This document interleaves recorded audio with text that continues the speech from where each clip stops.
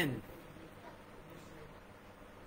Amen, amen, and amen. Magandang gabi po mga kapatid. Welcome po sa ating Friday online Bible study. Amen. Salamat po sa Panginoon at hindi niya tayo binigo. Meron na naman tayong Friday Bible study tonight where we can study His words and magkakaroon tayo ng pagkakataon na kilala ang ating Panginoon. So tonight po meron po tayong bagong lesson. Ang atin pong lesson ay kukunin natin sa 1 Kings chapter 17 verses 1 to 9. Amen. Binasa na po yan kanina ng ating kapatid na si Brother Paul sa Google Meet. Hindi ko na po ito babasahin, but along the way of our study, babasahin po natin ulit yon, dadaan po natin. So for the way of introduction, tuloy-tuloy na po tayo mga kapatid. Muli, magandang gabi po sa mga online sa Facebook. Maraming salamat po at sa pagsama sa amin ngayong gabi. And sa Google Meet, iisa-isahin ko na lang po kayo mamaya after ng ating pag-aaral. Marami po tayo ngayong gabi at maraming salamat sa Panginoon. Ito ay kanyang work. This is the work of the Lord and it is marvelous in our eyes. Brother Errol, amen. Welcome. Sister Alexa, amen.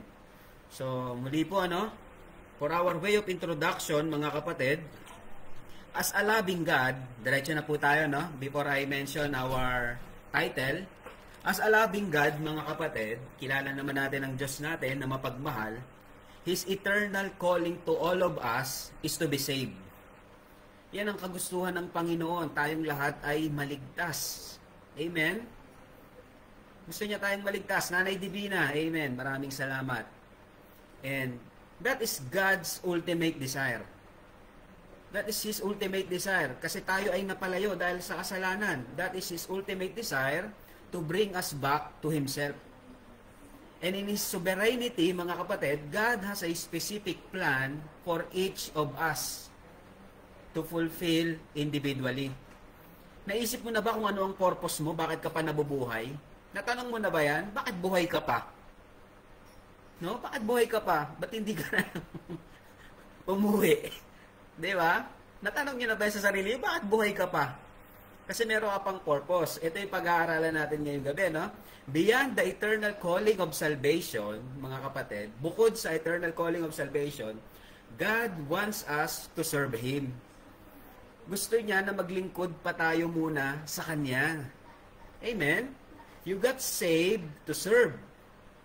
God has a unique will and purpose for each of us. Meron siya. Meron at meron, mga kapatid. Sana na-discover mo na yan, And we must discover that will and purpose and obey it for His honor and glory. Amen? So let us learn tonight from a Bible character, godly man of God, sa katauhan po ni Elijah. Si Elijah po. Let us learn from the life of Elijah some principles that we can follow in obeying God's specific calling in our respective lives. So, titingnan natin, So, for our title tonight, eto na. Title natin tonight. Your life is the work of the Lord. Amen? Yung buhay mo na yan, ay gawa yan ng Panginoon. Your life is the work of the Lord. 1 Kings chapter 17 verses 1 to 9. Hindi na natin babasahin, but dadaanan natin yan along the way of our study. Ang atin pong key verse ay yung verse 1. Verse 1 itself.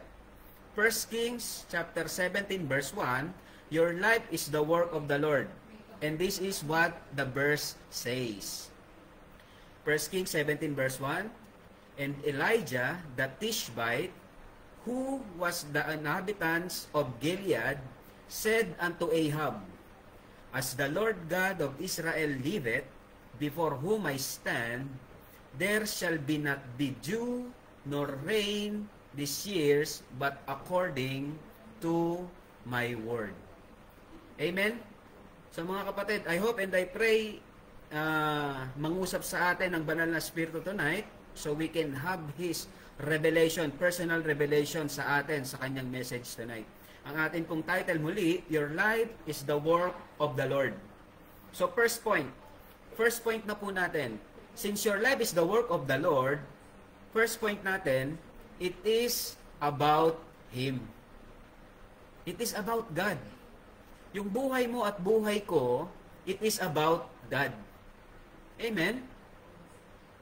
Alam nyo kaya maraming disappointed ngayon? Kasi they thought to themselves that their life is about themselves. Kaya ang dami nating disappointment and discouragement di ba? Kasi akala natin yung buhay natin na ito ay para lang sa atin. Ang sabi ng salita ng Panginoon, whether ye live or die, we are the Lord's. Ang buhay na ito ay para sa Panginoon. First point natin, it's about Him. Your life is the work of the Lord. It is about Him. First point. At kung titingnan natin yung ating verse, mga kapatid, yung key verse natin, chapter 17, verse 1, again, basahin ko, and Elijah the Tishbite, who was of the inhabitants of Gilead, said unto Ahab, as the Lord God of Israel liveth, before whom I stand, there shall not be a dew nor rain this years, but according to my word. Dito mga kapatid, makikita natin, just in the first verse, mga kapatid, of chapter 17, Elijah the Tishbite, who was the inhabitants of Gilead, it didn't mention so much of the details of Elijah. Ang sinabi lang sa kanya, Elijah the Tishbite. Ganun lang. Who was the inhabitants of Gilead. Wala na. Ganun lang siya ipinakilala ng Bible. Alam niyo ba mga kapatid, anong principle na pinapakita sa atin dito ng Bible? While most people nowadays want to be recognized, the Bible doesn't promote that. Hindi me, myself, and I. Great prophet of God was mentioned or was described sa simpleng salita lang. Elijah the Tishbite was the inhabitants of Gilead. Ganun lang. That's the Bible principle. Hindi tayo. Because our life, it's about Him. So instead of teaches us to humble, instead the Bible teaches us to humble ourselves in the sight of God. Amen? Yun yung gustong ipunto rito ng salita ng Panginoon. Instead of exalting ourselves, He must be exalted. Amen? Humble yourselves in the sight of the Lord, and He shall lift you up. Yan yung prinsipyo. Kung gusto mong itaas, bumaba ka. Amen? James 4:10 yan. James chapter 4 verse 10, humble yourselves in the sight of the Lord, and He shall lift you up. Amen? Ayun naman talaga yung dapat natin ginagawa. Kasi ang nagmamataas, idinababa. It is about Him. Your life is the work of the Lord. It is about Him. Ecclesiastes, tingnan nyo sa Ecclesiastes. Ecclesiastes chapter 12 verse 13. Anong sabi ng pinakamatalinong tao na nabuhay? Sunod sa Panginoong Jesucristo. Si King Solomon. Let us hear the conclusion of the whole matter. Fear God and keep His commandments, for this is the whole duty of man. Yun yung duty mo bilang tao. So kung hindi mo pa alam yung purpose mo, bakit ka nabubuhay, ito yon. Fear God and keep His commandment, for this is the whole duty of man. At ang sabi ni King Solomon, let us hear the conclusion. Pag sinabing conclusion, tapos na yung pag-aaral. Nakita niya na lahat sa mundong ito. At ito ang conclusion. Fear God. Kaso ngayon mga kapatid, makikita natin, ang tao wala nang takot sa Diyos. Amen? Simple na lang sa kanilang magsinungaling. Tama? Simple na lang sa kanilang magmura. Tama? Wala nang takot sa Diyos. At ngayong gabi, kung naririnig mo itong paalaala na ito ang sabi ng Panginoon. Your life is the work of the Lord, and it is about Him. At ang conclusion of the whole matter, fear God. Muli, ulitin ko, fear God. Fear God and keep His commandments, for this is the whole duty of man. Ngayon, ang tao, pinaglilingkuran niya na yung sarili niya eh. Kung ano yung magpapasaya sa kanya, yun yung gagawin niya. Dinidisregard niya na ang kalooban ng Panginoon. Dinidisregard niya na ang salita ng Panginoon. Nakakalungkot. Kaya nga ang dami natin nababalita ang mga krimen eh, di ba? Mga sirang pamilya, division sa pamilya, division sa church, pagnanakaw sa gobyerno, patayan dito, nakawan dyan, because they don't fear the Lord. Hindi kasi nila nakita na ang kanilang buhay is the work of the Lord and it is about Him. Ngayon, ikaw na nakikinig, sa tingin mo, yung buhay mo, ginagamit mo ba para sa Panginoon? It is about Him. So kung narinig mo to ngayon, it is about time to assess your priorities in life. Amen? So tingnan natin, great example sa Bible. Sino yung tao na ito, sino itong person na ito na inuna yung sarili? Tingnan natin, Isaiah chapter 14. Tingnan nyo sa libro nyo, sa Bible ninyo. Isaiah chapter 14, verses 13 to 15. Isaiah 14, verses 13 to 15, for thou hast said in thine heart. Sabi niya sa kanyang puso, I will ascend into heaven. Verse I will exalt my throne above the stars of God. Second I will sit also upon the mount of the congregation in the sides of the north. Third I. Verse 14, I will ascend above the heights of the cloud. Fourth I. And last I, 5 eyes ito, fatal eyes of Lucifer. I will be like the Most High. Nakita niyo yon? That 5 fatal eyes of Lucifer that made him became Satan. Verse 15, yet thou shalt be brought down to hell, to the sides of the pit. Amen? Kasi nakita niya yung sarili niya, akala niya it's about him. Nilikha siyang pinakamagandang anghel sa langit, kaya lang tinignan niya yung kanyang sarili about him, not about his creator. Amen? So it is a reminder to you and me, mga kapatid. Kung ikaw pinagpapala ka ng Panginoon, that blessing is not because of your own. It is by the grace of God. Kaya ka pabuhay ngayon at malakas, it is by the grace of God. Amen? So be very careful, mga kapatid. The fall of Lucifer, who exalted himself and was cast down by God, pwedeng mangyari sa akin at sa iyo. Kapag hindi natin tiningnan na ang ating buhay na ito is about Him. Amen? Yan yung ating first point. Your life is the work of the Lord and it is about Him. John chapter 3 verse 30. John chapter 3 verse 30 says, this is a famous words of God through John the Baptist. Anong sabi ni John the Baptist? He must increase, but I must decrease. So sa buhay mo, sino bang naitataas? Ang Diyos ba o ikaw? Amen? So ngayon na lang, ngayong araw na lang na ito, balikan natin yung mga sinabi natin kanina. Mga inisip natin kanina. Mga ginawa natin kanina. Sino bang naitaas? Yung Panginoon ba? Amen? So your life, it is all about Him. It is about Him. Pero hindi ko naman sinasabi na devalue ourselves. No.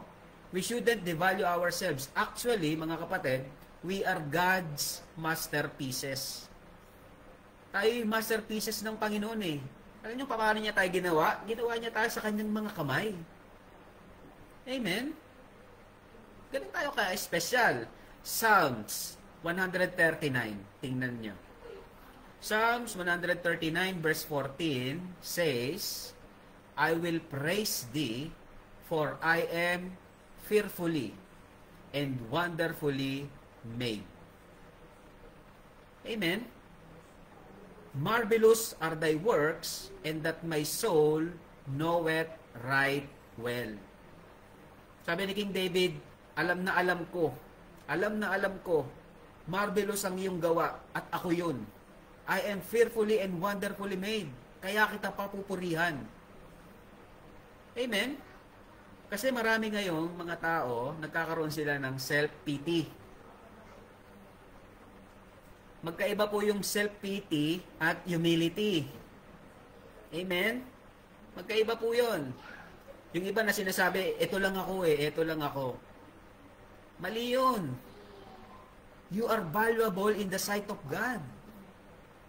Hindi humility ang tawag doon. Ang tawag doon, self-pity or pride pa nga. Amen? We are created, mga kapatid, by the loving hands of God. Isa pa, yung buhay mo at buhay ko, ano ang purpose ulit? Ephesians chapter 2 verse 10. Tingnan nyo. Ephesians chapter 2 verse 10 says, for we are His workmanship. Workmanship tayo ng Panginoon, created in Christ Jesus unto good works. Amen?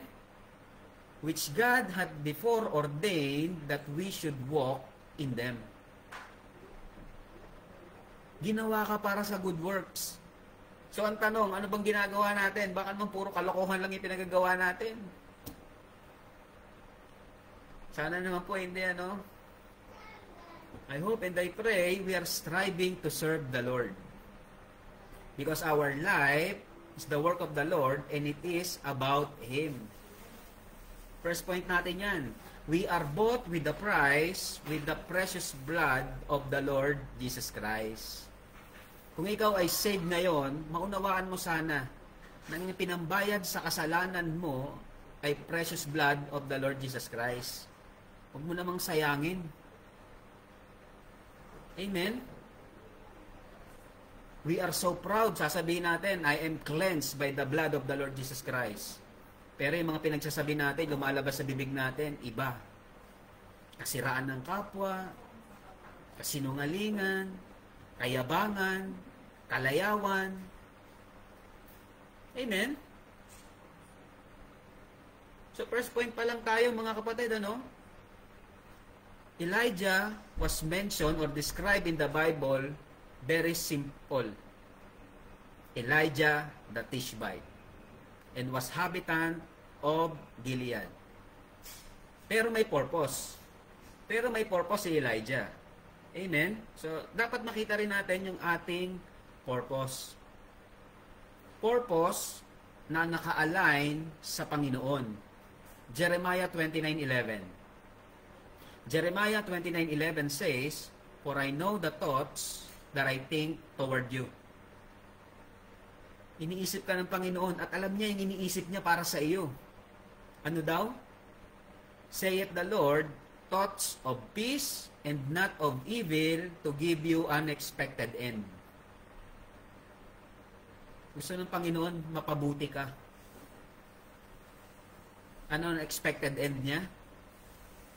To become in the likeness of His Son. Yan yung ultimate purpose natin. Maging kawangis ng Panginoong Jesucristo sa isip, sa salita, sa gawa. Amen? Though this verse, Jeremiah 29:11, ang context nito ay para sa people of Israel, ang principle nito ay para rin sa atin. Iniisip tayo ng Diyos. Amen? Alam mo kung bakit ka malungkot? Alam mo kung bakit ka discouraged? Alam mo kung bakit ka disappointed? Kasi iniisip mo yung sarili mo. Nakalimutan mo na iniisip ka pala ng Panginoon at meron siyang magandang plano sa buhay mo. Sabihin mo sa akin, hindi mo kasi dinadanas yung dinadanas ko. Totoo, Hindi ko dinadanas yung dinadanas mo ng mga difficulties in life, pero if we believe the sovereignty of God, sabi niya sa Romans 8:28, for we know that all things work together for good to them that love Him. Pag nagmamahal ka sa Panginoon, alam mo, at the end of the day, at the end of your life, it work out to your own good if you love Him. And to them who are the called according to His purpose. Ang question kasi, ginaganap ba natin yung purpose natin na ibinigay sa atin ng Panginoon? So, hindi ito sa atin. Itong buhay na ito, it's about Him. Amen? So, our first point, mga kapatid, our first point reminds us of our identity and purpose in Christ. Amen? Dapat makita natin yan. Your life and my life are the work of the Lord, and it is about Him. It is about Him. So kung hindi mo pa nare-realize yan, ito yung pagkakataon na dapat mong isipin yan. First point natin yan. Second point, it is about His words. Your life is the work of the Lord, and it is about His words. About His words. Your life is to be conformed with His words. Kung meron tayong basihan para ma-shape yung ating buhay, ito yung salita ng Panginoon. Amen? Basahin ulit natin yung verse 1. Verse 1 pa lang tayo. 1 Kings chapter 17 verse 1. Kanina, it's about him. Pinakilala si Elijah the Tishbite who was the inhabitants of Gilead. Yun lang yon. Hindi siya pinakilala, ina-elaborate kung sino si Elijah kasi it is about God. Second point natin, it is about His words. Yung kasunod na phrase nito, said unto Ahab, as the Lord God of Israel liveth, before whom I stand, there shall not be dew nor rain this years, but according to my word. Yung may word rito, according to God's word ito, na isinasabi lang ni Elijah kay Ahab. So yung buhay mo dapat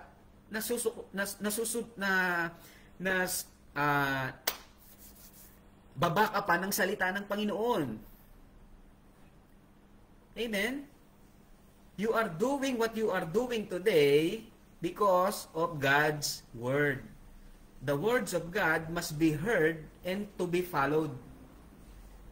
Huli, buo, with the right purpose and attitude. Anong sabi ni Elijah?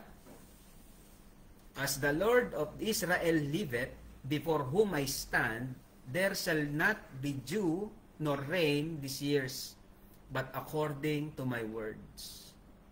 It is about the Word of God. Amen? So ano nang salita ng Panginoon ang alam natin? Ginaganap ba natin? I hope and I pray nag-strive tayong sundin. John 14:15. John 14:15 says, if you love me, keep my commandments. Sabi ng Panginoong Jesucristo. Kung mahal mo ako, keep my commandments. Obedience is clear proof of our love for God. Yan yung manifestation kung talagang mahal mo ang Diyos. Obedience. Amen? Even in our earthly relationships, submission is a clear manifestation of love. Tama ba? So it's not based on words alone, but into actions. Amen? It is about His words. So do not be surprised, mga kapatid. Do not be surprised when unbelievers don't have the desire to listen to God's words. Walang desire. Kahit anong pilit mo, sama ka naman sa Bible study, oh. Sama ka naman sa church, mag-church ka naman, oh.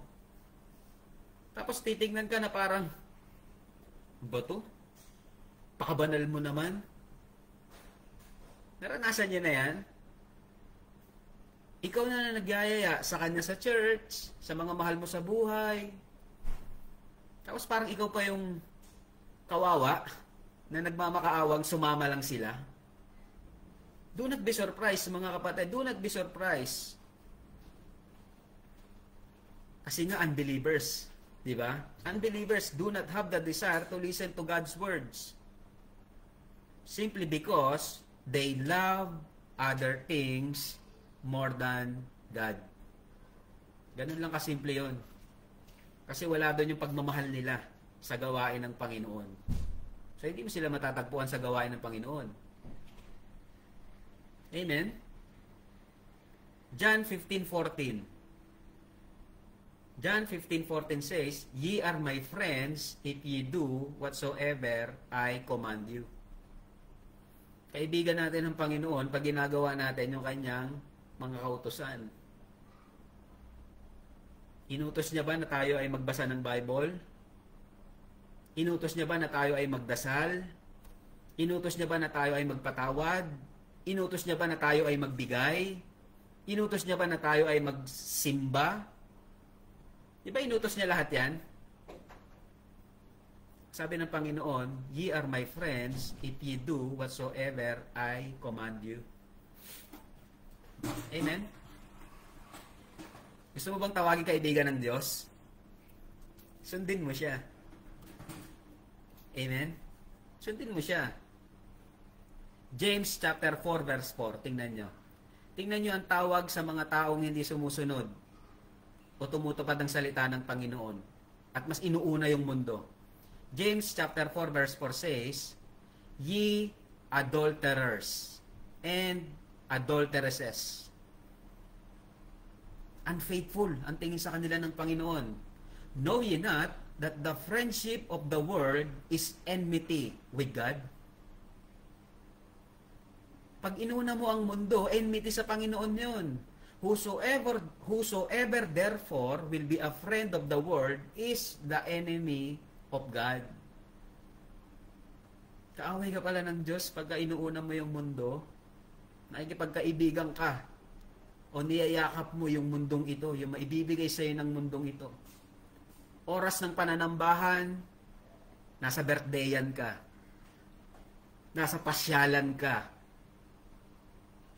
Oras ng Bible study, nasaan ka? Amen? Inuna mo yung iba. Ang tawag doon, idolatry. Anything you put above God is your idol. Amen? At yan yung pinopromote ng mundo. Kaya nga ang dami ngayon sa buong mundo no? American Idol, Pilipinas Got Talent, mga idol-idol na yan. Kasi lahat yan, focus sa me, myself, and I. So again, ang ating title tonight, Your Life is the Work of the Lord. And it is about Him. It is about His words. Amen? Colossians 3:23. Colossians 3:23 says, "And whatsoever ye do, do it heartily, as unto the Lord, not unto men." So kung may gagawin tayo, gawin natin para sa Panginoon. And that it is His words. Amen? It is about His words. Do not be a foolish man. Huwag tayong maging hangal. Kailan nagiging hangal ang tao? Tingnan niyo sa James chapter 1, verse 22 to 24. Hangal daw ang tao pag ganito siya. James chapter 1, verse 22, "But be ye doers of the word, and not hearers only, deceiving your own selves." Huwag mong lokohin ng iyong sarili. Makikinig ka, hindi mo naman tinutupad. Verse 23, "For if any be a hearer of the word, and not a doer, he is like unto a man beholding his natural face in a glass." Katulad daw siya ng isang tao na tumingin sa salamin, nakita niya yung kanyang itsura. Verse 24, "For he beholdeth himself, and goeth his way, and straightway forgetteth what manner of man he was." Nakita niya yung dumi niya sa mukha niya. Nakita niya magulo yung buhok niya. Nakita niya magulo yung damit niya. Pero nakalimutan niya, umalis lang siya. Ganyan yung mga taong nakikinig ng salita ng Panginoon, na itinutuwid ng salita ng Panginoon, pinakinggan lang at kinalimutan. They are deceiving themselves. Amen? So, yan yung ating point number 2. It is about His words. It is about His words. Again, our title tonight, Your Life is the Work of the Lord. First point, it is about Him. It is not about you. Kaya ka maraming discouragement and disappointment in life kasi akala mo ikaw yung bida. Akala mo sa'yo lang umiikot yung mundo. Mali. God must be the center of our life. It is about Him. And it is about His words. Point number 2. And point number 3, mga kapatid, it is about Him, it is about His words, and it must be done. Kailangang mangyari. Kailangang mangyari. Kahit anong mangyari, kailangang mangyari ang salita ng Panginoon. Third point, it must be done. Your life is the work of the Lord, it must be done. The purpose of the Lord in your life. Amen? Whatever it takes, it must be done accordingly. Partial obedience is considered disobedience. Narinig natin yun? Magpapatawad ako kapag. Yan. Patatawarin kita kung. Yan. Partial obedience. May condition pa. Amen? It must be done. Pag sinabi ng Panginoon, forgive, forgive. Amen? Pag sinabi ng Panginoon, do not unequally yoke with unbelievers, huwag na. Amen? You cannot serve two masters. You cannot serve God and Mammon. Be faithful. Isa lang. Sa Diyos lang. It is about Him. It is about His words, and it must be done. Amen? Remember, God is no respecter of men. Kahit tayo, dapat ang salita ng Panginoon ay matupad sa ating mga buhay. Amen? Romans chapter 2 verse 11. Romans chapter 2 verse 11 says, for there is no respect of persons with God.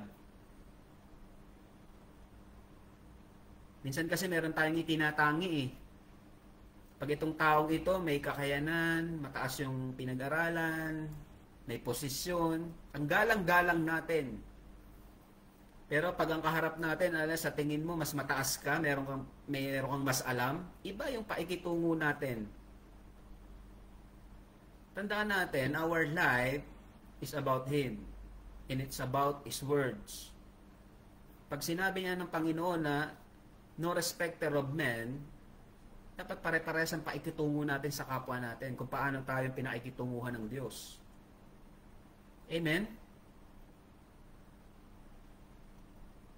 Minsan pagka mataas yung tao, ang hirap nating i-rebuke. No? Pag alam natin, ay nakakatakot i-rebuke yan.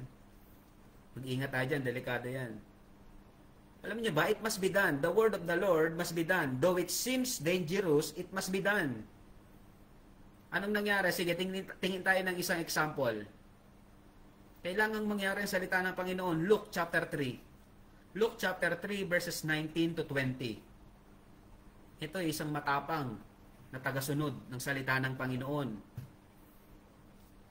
But Herod the Tetrarch, being reproved by him, nireprove daw ito ni John the Baptist, by him for Herodias, his brother Philip's wife, and for all the evils which Herod had done. Added yet, this above all, that he shut up John in prison. Inirebuke ni John the Baptist itong si Herod.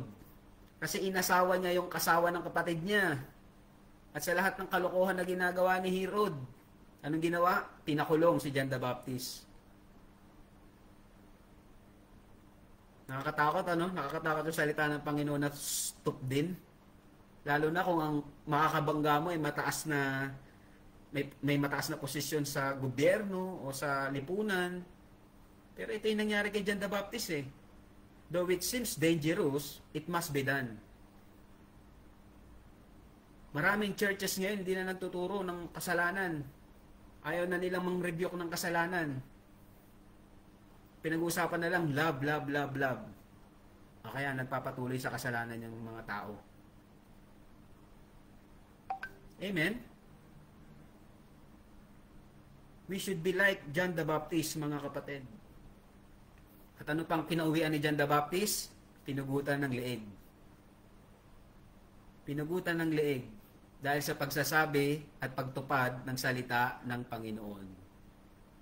Ang hirap, no? Actually, sa atin naman, hindi naman tayo aabot sa ganyan eh. Yung mga basic words of God na alam natin, hindi natin masunod. Hindi naman tayo pupugutan ng leeg. Di ba? Tingnan natin sino yung kinakaharap ni Elijah. Kung si John the Baptist, kinaharap niya si Herod at napugutan siya ng leeg, tingnan naman natin si Elijah. Sino si Ahab? Kasi sabi sa verse 1, 1 Kings chapter 17, verse 1, and Elijah the Tishbite, who was the inhabitants of Gilead, said unto Ahab. Sino ba to si Ahab?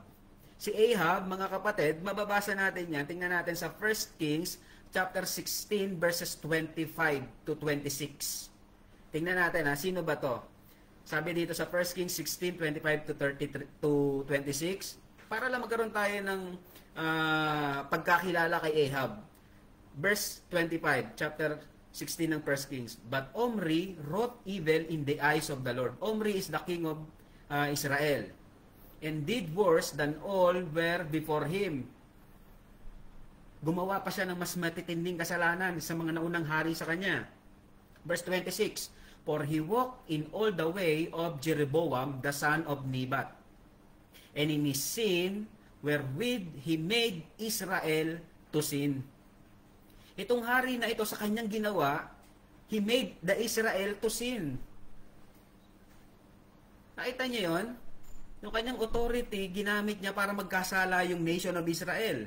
To provoke the Lord God of Israel to anger with their vanities. Siya si Omri, na yung hari ng Israel. Tingnan natin, sino ba si Omri? Verse 30, lundag tayo ng verse 30. 1 Kings chapter 16, verse 30. And Ahab, the son of Omri. Descendant pala ito ni Omri, si Ahab. And Ahab did evil in the sight of the Lord above all that were before him. Kung masama na yung pinanggalingan niya, mas masama pa yung ginagawa niya. At ito yung nirebuke ni Elijah. Amen? Nakakatakot, di ba? But the work of God, it must be done. Verse 31, and it came to pass as if it had been a light thing for him to walk in the sins of Jeroboam, the son of Nebat. Light thing na lang sa kanya, magaan na lang sa kanya yung paggawa ng kasalanan. Amen? So, sino ba tayo dito sa dalawang to? Tayo ba si Elijah o tayo si Ahab? Tayo ba si Elijah na may pananindigan sa salita ng Panginoon? O tayo si Ahab na gumagawa na ng mga masasamang bagay na parang napakagaan na lang? Amen? Reminder, the words of God, it must be done. Kahit gaano pa to kahirap. Yung pagsunod mo sa salita ng Panginoon, you are called to good works. You are workmanship, created for good works. Sana matagpuan natin yung ating mga sarili na tinutupad yan. Amen? So though it seems illogical, mga kapatid, the words of God must be done. Kahit parang buhay na nila yung katapat, di ba? tinupad pa rin nila. Sa atin din, ganun din. Amen? So, yun yung ating third point. Your life is the work of the Lord. It is about Him. It is about His words. And if it is about His words, it must be done. Amen? Kahit illogical, kahit pagtawanan ka na ng mga kapwa mo tao, kahit hindi sila magtiwala na nagbabago ka na, amen? It must be done. So for our fourth and last point, ito na rin yung ating pinaka-conclusion. Though it seems illogical, the words of God must be done.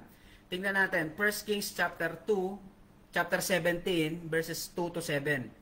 Ito na yung kasunod. Ito na, no? Basahin ko. And the word of the Lord came unto him, saying, Get thee hence, and turn thee eastward, and hide thyself by the brook Cherith that is before Jordan.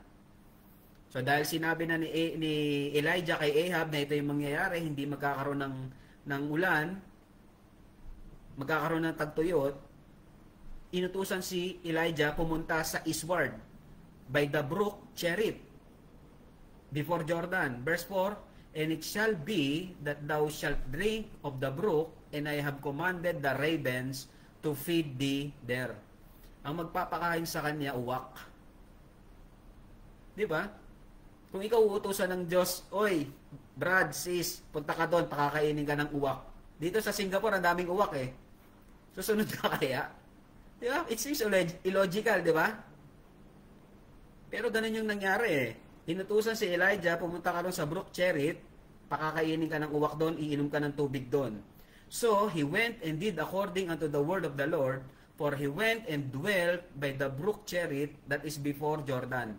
And the ravens brought him bread and flesh in the morning, and bread and flesh in the evening, and he drank of the brook. Antindi, no? Habang ang buong Israel nagkakaroon ng tagtuyot, si Elijah ano kinakain? Hamburger. Bread and flesh in the morning and in the evening. At ano yung tubig niya? Mineral water. Galing sa brook Cherith. Antindi, ano? Kasi si Elijah, tinupad niya yung salita ng Panginoon. It must be done. Though it seems illogical, bakit ako magsusuko ng buhay? Maghihirap lang kami dyan. Pwede naman mag-serve na lang. Di ba? Pero hindi eh. Kung yan ang tawag sa'yo ng Panginoon, yun ang gawin mo. He can use even the unclean, the raven, or the unbelievers to bless His people. Sumunod ka lang, may pagpapalang kasunod. Amen? So for our fourth point, it is moving on. Hindi na nanatili. Yung iba nag-dwell na lang eh. Okay na ako dito. Okay na ako umattend ng church every Sunday. Uupo ka sa paborito mong upuan. Sunday after Sunday. Kakanta ka, magbubukas ka ng hymnal, kakanta, magbibigay ng tithes, offering, tatayo, aalis, uuwi. Sunday, babalik, uupo, kakanta, magbibigay ng tithes, uuwi. Paulit-ulit. Mga kapatid, it is moving on. Ibig sabihin, nagle-level up. Despite our difficulties, our life is the Lord's work. And we must move on. Ano nangyari? Yung pagkain ni Elijah na bread and flesh at fresh water, natuyo. Verse 7. 1 Kings chapter 17 verse 7. Fourth point natin, it is moving on. 1 Kings 17 verse 7, And it came to pass after a while that the brook dried up. Natuyo na yung brook because there had been no rain in the land. Napapansin mo ba minsan yung buhay mo parang dry? Nagsiserve ka naman pero parang dry. Baka hindi na yun yung gustong ipagawa sa'yo ng Panginoon. Baka gusto niya mag-level up ka na. Nagsiserve ka naman faithfully pero parang hindi ka masaya. Baka gusto niya mag-level up ka na. Amen? God doesn't want us to stay in a place where we cannot grow or where God's blessing cannot reach us. Hindi ka niya hayaan dyan. Ayaw niyang manatili ka dyan. We need to position ourselves where God's blessings can flow to us. Dapat alam mo kung saan ka tatayo para mag-rebound. Di ba? 1 Kings chapter 17, 8-9. Ito yung kasunod, ito yung moving on. Ito yung ginawa ni Elijah. Hindi siya nanatili sa brook na na-dried up na. Verse 8, and the word of the Lord came unto him, saying, Arise, get thee to Sarephat, which belongeth to Sidon, and dwell there. Behold, I have commanded a widow woman there to sustain thee. Nakita niyo yan? Anong nangyari dito? Si Elijah always open ang kanyang communication sa Panginoon. Baka minsan akala natin okay pa tayo pero hindi na pala tayo nakikinig. Puro na lang tayo hingi sa ating panalangin.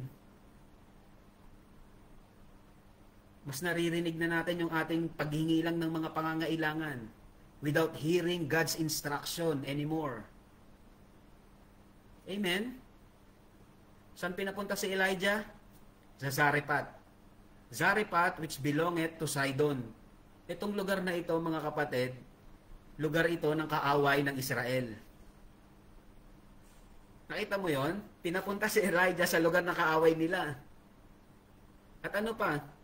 Dwell there. Manatili ka doon. And I have commanded a widow woman. Magpapakain sa kanya widow pa.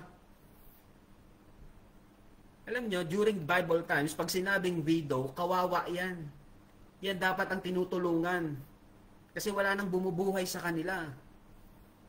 Pero parang illogical, di ba? But it is God's words.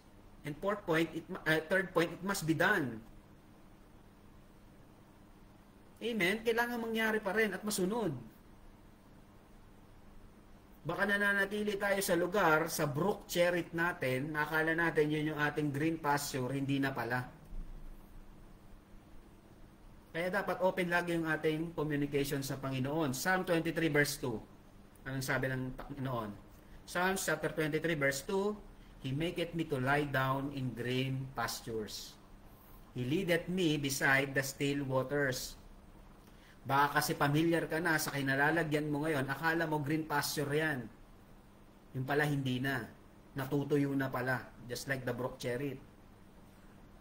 Anong mga bagay na nakapagpatuyo sa atin? Nakapag-dry sa ating paglilingkod? Unang-una na kasalanan. Amen? Disobedience, unfaithfulness sa gawain ng Panginoon. Move on. Pag narinig mo yung salita ng Panginoon, obey. Follow. Lalo na sa kasalanan.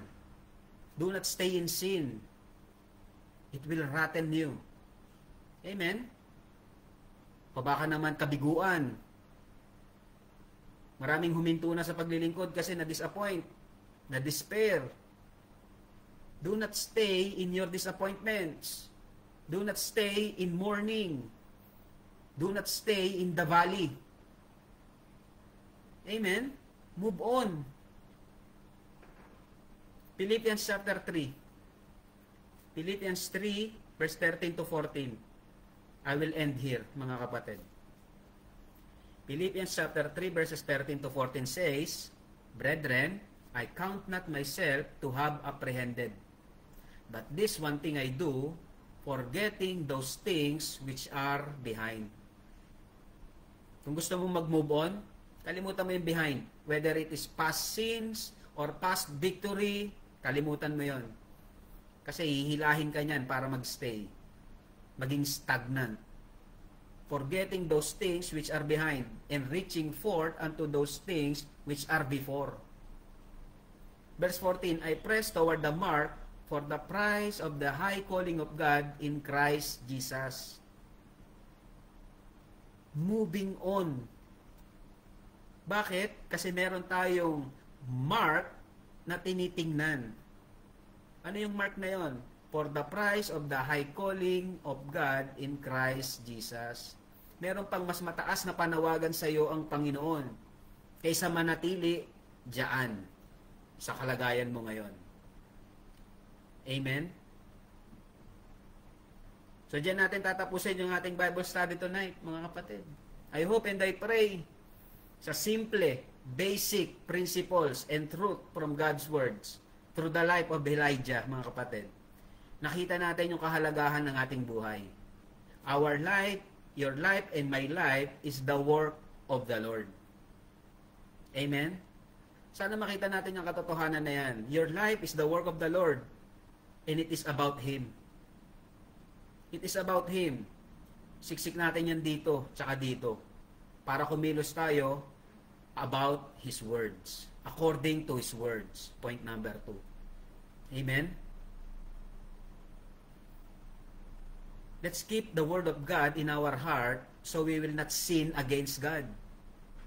Amen? And that words of God na inilagay natin sa ating puso at isip, it must be done. Kailangang mangyari. Amen? For His honor and glory. At dapat, nagle-level up. Moving on. Kung nadapa ka ngayon, bangon ka kagad. Huwag ka manatiling nakahandusay. Di ba? Sino ba dito hindi naman nagkakamali? Lahat naman tayo. So it is moving on. Baka inaakala mong okay ka ngayon sa kalagayan mo, natutuyo ka na pala, hindi ka na masaya. Baka brook cherit na yan na nagda-dry na. Amen? Gusto ng Panginoon na magamit ka pa in a higher calling. Amen? It is moving on. So mga kapatid, I hope and I pray, yung reminder na yan sa ating gabi, maging paalaala na lalakaran natin para mas lumago pa tayo sa ating relasyon sa Panginoong Jesucristo at magamit pa tayo sa Kanyang gawain. Huwag nating hayaang manghina na lang yung katawan natin na hindi man lang tayo nakapag-serve sa Panginoon. Amen? Sana may pagkakataon ka magbasa ng salita ng Panginoon, manalangin, mag-church. Kasi babalikan natin yung salita ng Panginoon. Anong sabi ni King Solomon? Ecclesiastes 12:13. Let us hear the conclusion of the whole matter. Fear God and keep His commandments, for this is the whole duty of man. Amen? Your life is the work of the Lord. It is about Him. It is about His words. It must be done. And it is moving on. God bless you, and to God be the glory. So I hope and I pray naging pagpapala po yung salita ng Panginoon sa ating gabi, sa ating lahat ngayong gabi, at napapurihan ng Panginoon. Pangalan niya lang ang naitaas. Muli mga kapatid, maraming salamat po sa pagsama nyo sa gabing ito sa pag-aaral ng salita ng Panginoon. So tingnan po natin sino yung mga nakasama natin online before we end this online sa Facebook, tingnan po natin sino nandito. Amen. Amen, amen, and amen. Brother Ethan, praise the Lord. Amen. Salamat, Brother Ethan. Salamat, Brother Benjamin. Amen. Salamat, Nanay Ophel. Praise God. Amen. Salamat, Sister Lily. Si Mabel. Amen. Salamat, Ate Eden. Amen. Praise the Lord. Sister Ja. Amen. Sister Jolly. Amen. Good evening. Amen. And si Sister Ocampo. Amen. Salamat sa Panginoon. Ate Eden. Amen. Amen. So dito po natin tatapusin yung ating Bible study tonight. And I hope and I pray, balikan nyo itong ating Bible study. Recorded naman ito. Live. Balikan nyo kung saan nangusap sa inyo ang Panginoon. Amen. So to God be the glory. Have a good night rest. And God bless. Baba na po natin itong ating Facebook Live. God bless you mga kapatid. Kita-kita po ulit tayo next Friday. To God be the glory.